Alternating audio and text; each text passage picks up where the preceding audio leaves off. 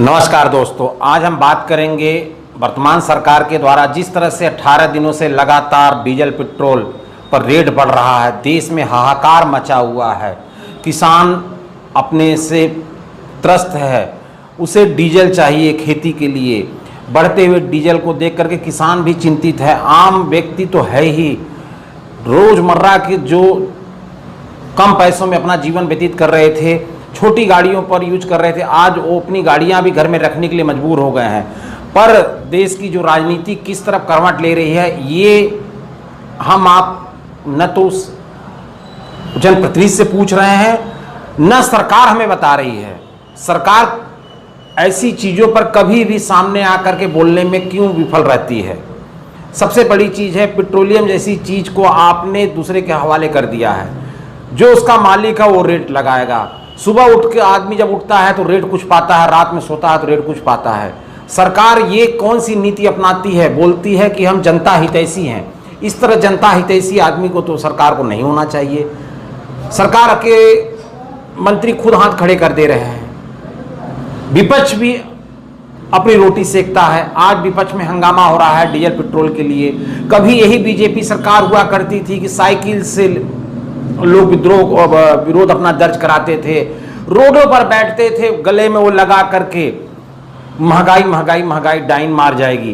पर आज देश में जिस माहौल है, जिस तरह से अभी देश में संकटें चल रही हैं, कोरोना चल रहा है, कोविड-19 के कारण आज देश में 4 करोड़ जैसे ज़्यादा लोग संक्रमित हैं। उस बीच में सरकार आम जन को सहूलियत देना चाहिए, तो सरकार सहूलियत न दे करके उसके पीठ में और छुरा भोंक रही है। किसान को आज डीजल की सस्ते रेट में चाहिए था, उसे कोई सब्सिडी नहीं दे रही है। रोजगार का एक बवंडर कर रही है कि हम मनरेगा का रोजगार देंगे। देश का सबसे ज़्यादा सर्वे करके आपको बता दूं तो मनरेगा में जो फर्जी डाटा फीडिंग का गोरख धंधा चल रहा है, ये बड़े पैमाने पर चल रहा है। इसमें आपको बता दूं कि सच्चाई सिर्फ 10% लोग ही काम कर रहे हैं। 170 रुपए में कौन 12 घंटे काम करेगा? दिन भर में 170 रुपए में क्या 4 आदमी का भोजन मिल पाएगा जिस महंगाई में आज हम चल रहे हैं? नहीं। लेकिन सरकार इस तरफ ध्यान नहीं देती।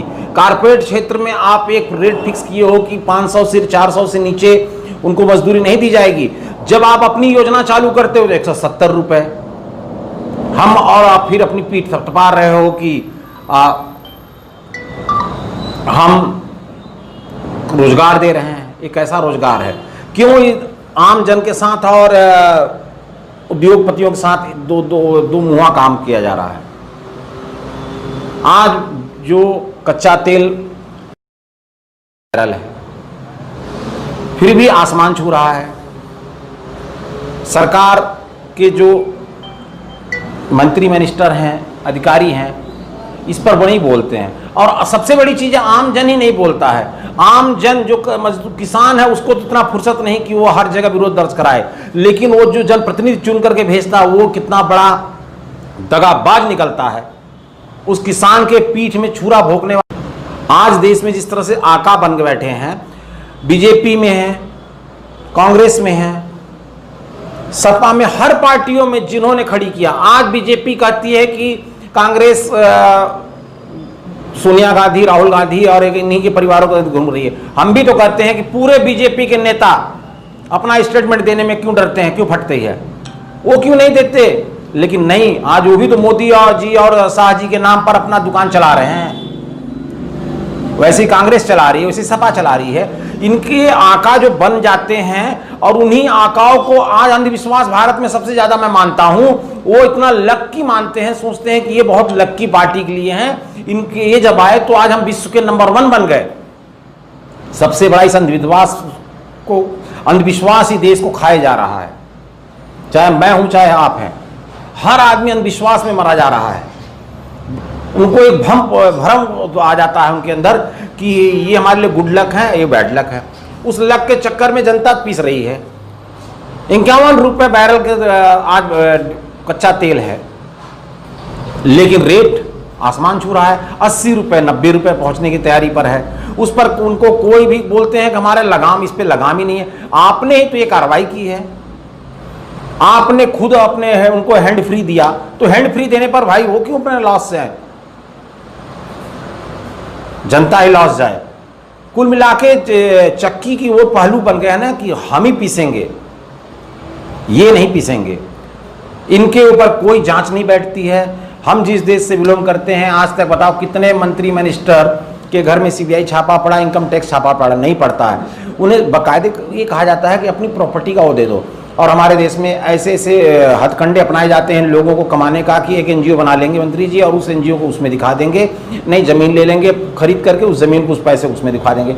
मतलब बेईमानी का जो रास्ता है बीजेपी, बेईमानी का रास्ता बढ़ाया गया है। इस देश में कोई भी पार्टी देश हित की बात मेरी समझ से नहीं करती है, सिर्फ वो बताती है किस तरह से पैसे को यूटिलाइज करो, किस तरह से अपने आप को खड़ा करो, खड़ा करके इतने हो जाओ कि जरूरत पड़ने पर हम जैसे उस गरीब किसानों को खरीद लो जिससे हमारा वोट बैंक बना रहे और हम राजा साहब बने रहे। यह है देश की हकीकत। हकीकत बयां करने का मतलब मेरा यह कहना था कि किस तरह से लोग आज त्रस्त हैं, लेकिन इंसान भी घुट घुट के जीने के लिए मजबूर हो गया है। और इसमें सबसे बड़ा तो मैं देखता हूं मध्यम वर्ग परिवार ही मरता है, न तो घर का रहता है न घाट का रहता है। वो तो रो भी नहीं पाता और हंस भी नहीं पाता, सिर्फ क्या बन के डमरू बन के बसता रहता है। ऐसे ही बहस के लिए कल फिर मैं आऊंगा, कल किसी अन्य चर्चा को लेकर के। पर दिन मैं आऊंगा आपके बीच में एक एक चर्चा लेकर के, जो मेरी अपने विचार है उनको मैं प्रकट करूंगा। आपको अच्छा लगे तो आप इसे शेयर करें और कमेंट्स करें। अच्छाई बुराई दोनों भी आप देख सकते हैं।